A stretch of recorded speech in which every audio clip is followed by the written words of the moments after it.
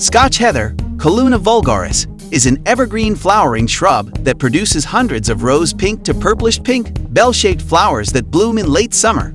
Relatively low maintenance, it is perfect in rock gardens or used as a border or ground cover. Scotch heather is native to Asia and Europe and is an invasive plant in parts of New Zealand, Australia, and along the eastern seaboard of the United States, where it is difficult to control or remove from its non-native setting.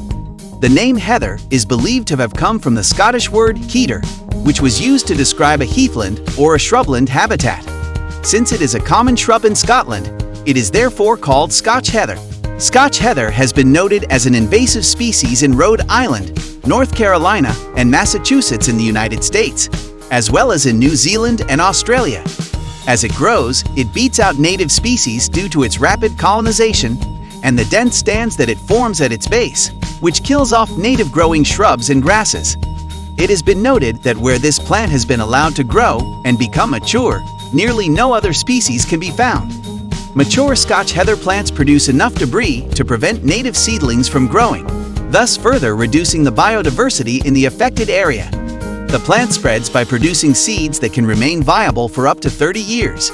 Because Scotch heather does not allow other plants to establish, the natural process of succession and regeneration that plants undergo is thrown off course, which also affects insects like spiders who use those plants for their homes and food sources.